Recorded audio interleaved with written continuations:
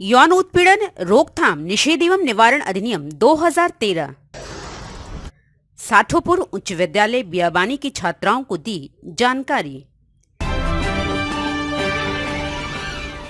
नालंदा जिला की साठोपुर उच्च माध्यमिक विद्यालय बियाबानी में विधिक जागरूकता शिविर का आयोजन किया गया, जिसमें स्कूली छात्राओं को कार्यस्थल पर महिलाओं के यौन उत्पीड़न रोकथाम निषेध एवं निवारण अधिनियम 2013 के बारे में जानकारी दी गई।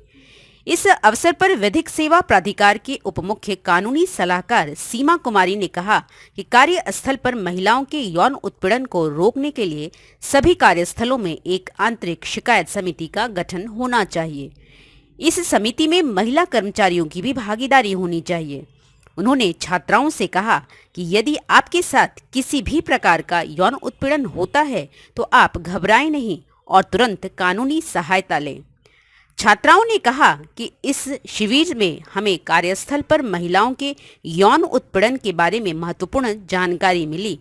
हम इस जानकारी को अपने जीवन में लागू करेंगे और बाल विवाह को भी रोकने के लिए काम करेंगे। महिलाओं के साथ जो कार्यस्थल पर उत्पीड़न होता है उससे संबंधित जानकारी आज हमने दी है लोगों को। और वर्क प्लेस पर हमें एक जिसको कहते हैं कि कमेटी का गठन होता है, जिसको इंटरनल कमेटी कहते हैं, उसका गठन होना चाहिए, जिससे कि अपनी बातें वो अपने लोगों के समक्ष रख सके। अगर किसी तरह की कोई भी सेक्सुअल हरासमेंट होता है तो वो उस कमेटी के अंतर्गत रख सकती हैं। और अगर ऐसा यहाँ भी सक्षम ना हो तो वो एक लोकल कमेटी होती है जो डिस्ट्रिक्ट लेवल पे होता है, उस लोकल कमेटी में भी अपनी बातों को रख सकती हैं। एक परिवार पत्र उसमें दाखिल किया जाता है जिसके तहत वो अपनी समस्याएं को रख के उसका निदान पा सकती हैं। तो इसी विषय पे आज हमने चर्चा की है।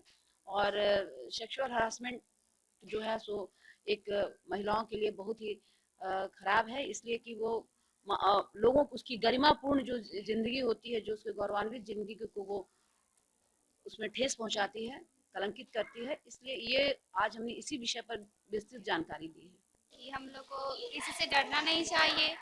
अगर हम लोग पर कोई विरोध कर रहा है, कोई कुछ बोल रहा है, तो उसको छिपाना नहीं चाहिए, सबसे शेयर करना चाहिए, ताकि वो अगर कोई मिले अच्छे इंसान तो उसको सॉल्व कर सके। और अगर कहीं बाल विवाह हो रहा है तो उसे रोकना चाहिए।